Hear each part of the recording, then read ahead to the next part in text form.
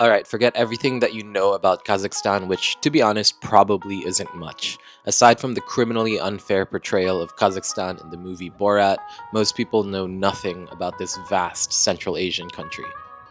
And to be honest, when I first stepped off of the plane and set foot in Kazakhstan, I didn't know much either. But over the course of the 3 weeks that I spent exploring its futuristic cities, hidden alpine lakes, golden desert canyons, and experiencing its rich cultures and the unbelievable Kazakh hospitality firsthand, I absolutely fell in love with this underrated and overlooked country. And if you keep watching, I have no doubt that I can convince you to fall in love with Kazakhstan as well. Let's dive into it. This is Kazakhstan.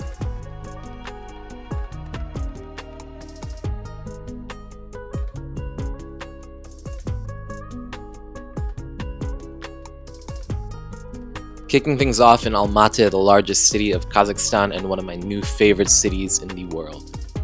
This is a city where natural beauty and stunning environments meet pretty much all of my favorite things in a city. Abundant green spaces, a melting pot of cultures, stunning architecture influenced by many different styles, bustling markets and bazaars, a vibrant culinary scene, and overall just an excellent upbeat vibe that made me love simply existing in the city. So I'm in Almaty, Kazakhstan now, the largest city in the country, and my god, I did not expect it to be this good. Like, it is probably, too soon to say, but one of my new favorite cities. I can go on and on about how much I loved Almaty. I ended up spending weeks here, after initially planning on just a quick stopover on my way to Kyrgyzstan. Outside the city of Almaty, you have so many options for beautiful escapes into nature, and I did my best to do as much of it as I can.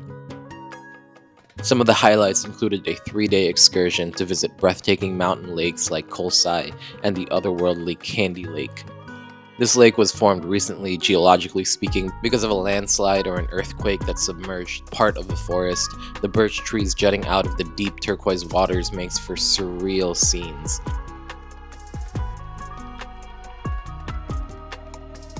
Then there are the Kolsai lakes, of which I only got to see one because the others require grueling hikes up into the mountains, which one day I will absolutely come back for. The landscapes in this region of Kazakhstan are so diverse, and the fact that we went from mountain lakes surrounded by dense forests to barren desert landscapes in the span of a few hours is truly mind-boggling.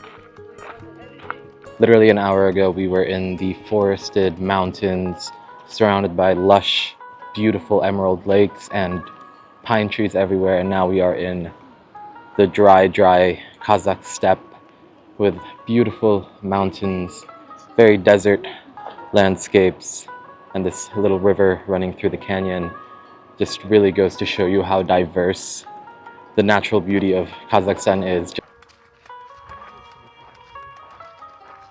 This was such a fun adventure, sleeping in yurts in the countryside. I remember pinching myself and being like, where actually am I? Like, I truly just be out here in the legendary Central Asian steppe.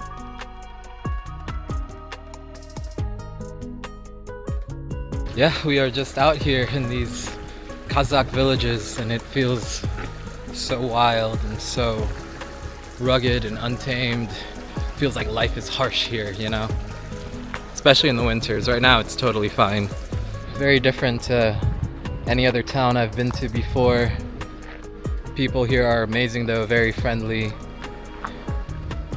Still a lot of nomads in this area. You see yurts everywhere.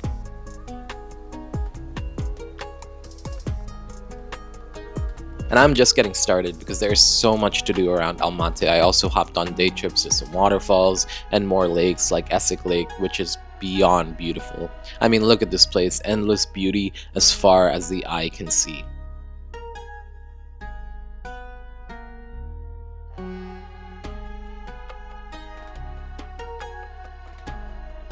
You don't even have to journey far from Almaty to experience its nature. Public transportation can take you to places like Shimbulak, an alpine resort about 30 minutes away, involving perhaps the most incredible cable car ride that I've ever been on. Great hiking trails up here, and again, so accessible. I would be coming here so often if I lived in Almaty. Quality of life here would be so on point.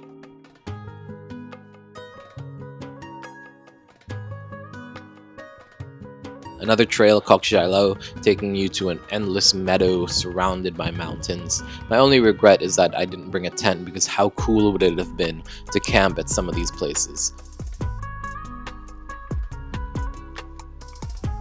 Then there's Big Almaty Lake, of course, and the rest of Ile Alatau National Park, just a public bus ride away from Almaty. Endless options for lovers of the great outdoors here.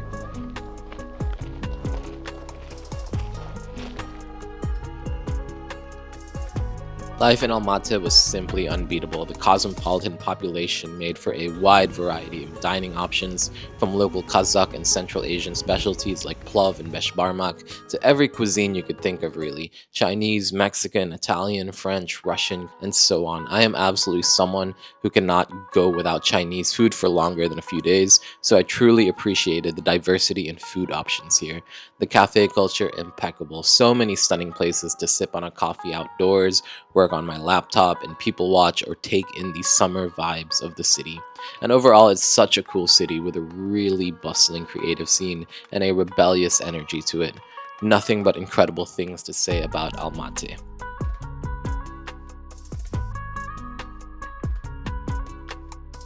But there's much more to Kazakhstan, so let's keep on moving and head on up to its capital city, Astana, a look at a completely different side of Kazakhstan.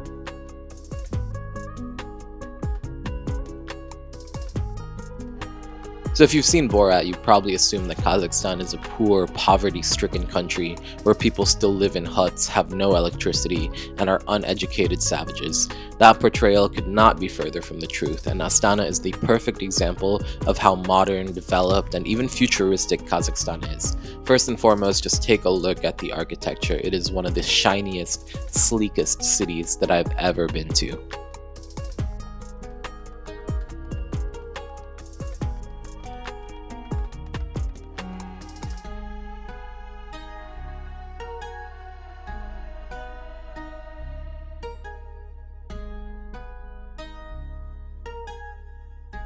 This is a far cry from what you probably expected Kazakhstan to look like. Astana is simply one of the most impressive cities that I've been to, especially considering that it is only 30 years old and has a relatively small population.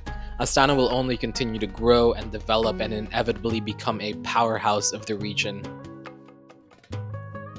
While I only spent a few short days in Astana and I did find it a lot quieter and less happening than Almaty, I did enjoy my time here, particularly a getaway to the national park of Burabay. Such a beautiful place riddled with legend and history, and a highlight of my short detour to Astana.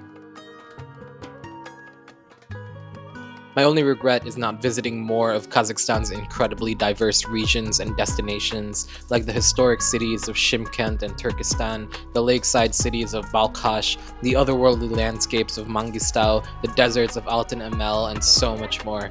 The list goes on and on.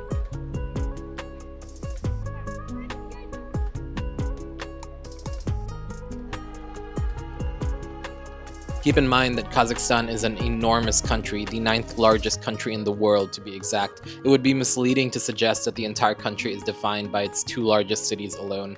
Like every other big country in the world, each region can feel like a different country in itself, not just in landscapes, but also cultures, cuisine, and much more. That's one of the things I loved most about Kazakhstan, is how much of a melting pot it is. There are over 130 ethnic groups in Kazakhstan, and you will find a mix of Turkish, Soviet, East Asian, Middle Eastern, European, and Central Asian influences seeping into every aspect of the country. While many parts of Kazakhstan can vary wildly from one another, the one thing that I found a constant was the incredible hospitality of its people. This is where Kazakhstan truly shone for me, especially above its Central Asian counterparts. Don't get me wrong, the people of Uzbekistan and Kyrgyzstan were kind and welcoming, but Kazakhstan always went above and beyond. Feeling safe and comfortable around a country's people is hugely important to me, feeling at home and relaxed in a country. I mean, wouldn't you have much more fun and let loose a little more if you trusted strangers not to have ulterior motives? We were constantly invited to drinks by local Kazakh families, welcomed into their homes, and every chance they got, they would share their rich culture with the few foreigners that visited their beloved country.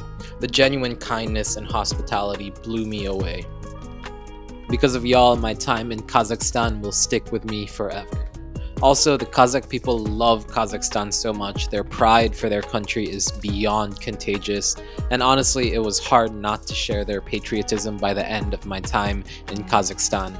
I was wearing their flag proudly, learning a few Kazakh phrases, dancing the traditional Karajorga dance. My top song on my Spotify Wrapped, a medley of musical compositions known as Adai from the legendary Kazakh composer Kurmangazi, from back when the country was known as the Golden Horde. Just crazy stuff, honestly. Seriously, dig a little deeper into Kazakhstan's history and you would be incredulous at what you find. Kazakhstan, easily one of the biggest surprises of my travels, and from the bottom of my heart, I encourage you all to give this country a chance because I guarantee that it will surprise you too.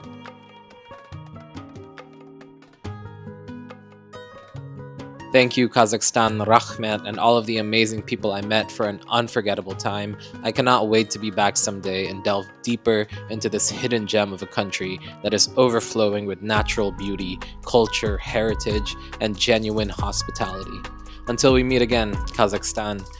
And thank you guys for watching and following along for this little love letter to one of my new favorite countries. If you enjoyed the video, make sure to toss over a like, drop a comment, and hit that subscribe button so you can stay tuned for more of my adventures across Kazakhstan, the Silk Road, Central Asia, and beyond as I continue to make my way around the world as a full-time nomad for 10 years and counting. Appreciate y'all, much love, and see you all on the next video.